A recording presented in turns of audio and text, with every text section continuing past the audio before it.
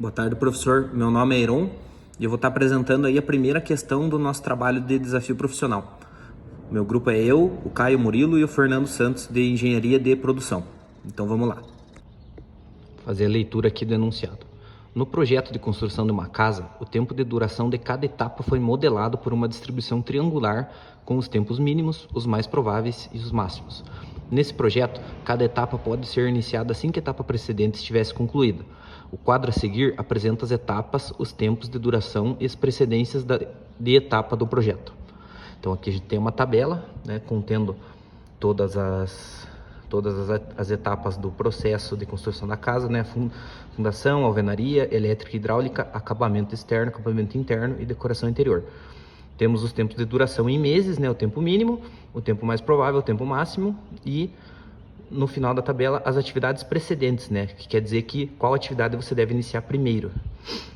E com base nisso, né, a gente continua aqui. Com base nessas informações, o tempo de duração mínimo, o mais provável e o máximo do projeto são, respectivamente.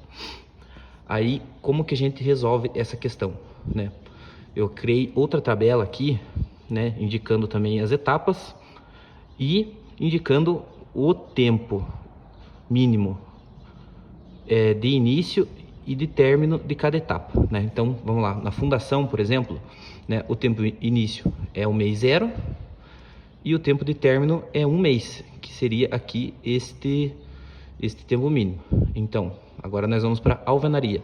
A alvenaria, ela tem que necessariamente começar depois de um mês, pois ela precisa necessariamente ser feita depois da fundação, né? Ela é a segunda etapa aqui. Se você olhar a coluna das atividades precedentes, você nota que ela indica quais as etapas que você deve seguir anteriormente para realizar todo o processo de forma eficiente, né? Então, você tem aqui, então a fundação vai começar no mês 0, e em um mês, no mínimo, ela vai terminar.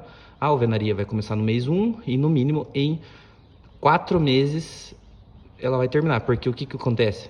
Como você termina em, no mínimo, 3 meses, e você já tem um mês de término da fundação, então seria 1 mais 3, que daria o tempo mínimo de 4.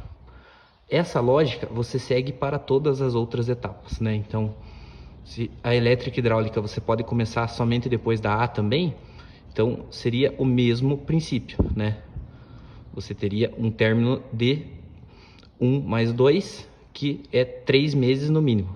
Então, seguindo essa lógica, você consegue montar outra tabelinha de tempo de término mínimo de todas as atividades. E aí você chega no maior valor, que seria o tempo mínimo, tempo mínimo máximo, seria o tempo mínimo gradual que você vai conseguir terminar essa casa, no mínimo 7 meses. O tempo mais provável, você segue a mesma lógica do primeiro, né? Você mantém o tempo 0 para a fundação e o tempo mais provável de término para a fundação, que é 2. Então você segue acompanhando a mesma lógica, né? Onde temos um resultado de tempo mais provável de 12 meses. E o tempo máximo também segue a mesma lógica, iniciando na fundação, finalizando na decoração, onde temos um tempo máximo aí de 16 meses. Esse foi o primeiro exercício. Boa noite, me chamo Caio e hoje eu vou estar aqui respondendo uma questão para a disciplina de desafio profissional. Vou começar pelo enunciado dela. Pesquisa realizada pela Confederação Nacional da Indústria, CNI, apontou que grande parte dos setores industriais brasileiros está defasado em relação à adoção de tecnologias digitais. Tais setores estão ameaçados de ficarem para trás na corrida tecnológica devido às desvantagens competitivas referentes à quarta revolução industrial, denominada Indústria 4.0. De forma geral, há uma percepção que captar dados e saber usá-los de forma eficiente é o que gera valor, competitividade e redução de riscos aos negócios. Na indústria 4.0, essa percepção é acentuada, pois estamos diante de uma nova era de possibilidades de mineração e processamento de uma grande quantidade de dados disponibilizados em nuvem. Mas temos que questionar o que eles nos permitem fazer, quais modelos de negócio podemos criar e quais propósitos atingir para atender às necessidades e exigências dos clientes, o que continuará sendo essencial em qualquer tipo de negócio. A partir dessas informações, Avalie as afirmações a seguir, marque as verdadeiras ou falsas e justifique sua resposta. A letra A. A indústria 4.0 trouxe o conceito de coleta, tratamento e mineração de dados e tornará obsoletos os modelos de negócios tradicionais que não adotarem. Essa já não está correta, ela não tornará obsoletos os modelos de negócios tradicionais vão permanecer, então essa já é falsa. A dinâmica competitiva tende a selecionar as empresas que se adaptam melhor e mais rápido às exigências do mercado, e alguns setores industriais brasileiros podem ficar para trás nessa corrida tecnológica. De fato, essa é uma afirmativa correta. As empresas que se adaptarem melhor, elas tendem a sempre estar um passo à frente, né? E, obviamente, algumas não vão conseguir seguir esse mesmo caminho. Letra C. Novos modelos de negócio, como fintechs e bancos digitais que operam serviços mais ágeis via internet e aplicativo celular, têm inserido inteligência artificial no atendimento virtual aos clientes. Essa também é verdadeira, como todo mundo já deve ter observado e até sido atendido por uma inteligência artificial, e é um ponto de inovação que estão utilizando atualmente, e é um ponto para facilitar e para manter ágil todo tipo de trabalho nessa parte. Então é verdadeira. Letra D. A computação em nuvem, Cloud Computing, amplia a capacidade analítica de tomar decisões dos gestores, fortalecendo as vantagens competitivas da empresa e dos setores industriais. Esta também é uma afirmativa verdadeira.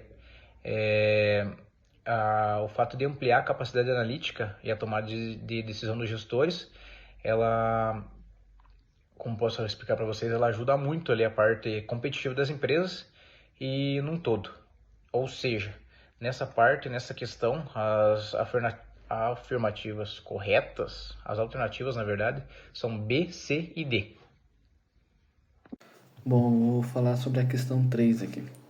A questão 3 fala assim: uma empresa está avaliando a substituição de um equipamento obsoleto por um novo, com investimento inicial de R$500 mil e benefícios esperados de R$20 mil no primeiro ano, e de R$30 mil no segundo ano, e de R$90 mil por ano, do terceiro ao 10º ano, o que leva ao seguinte perfil do presente líquido VPL. Aqui a gente tem a tabela que mostra os valores ali. O exercício pede para, na situação, calcule a taxa interna de retorno do projeto de substituição do equipamento.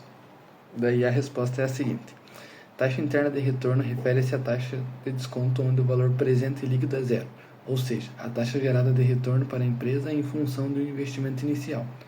Durante determinado período de tempo, no caso acima, temos o valor VPL, em função da taxa de descontos através do gráfico. Pode-se determinar que a taxa interna de retorno do projeto de substituição do equipamento vai ser de 10% ao ano, segundo o gráfico, como ele nos diz ali em cima. E é isso.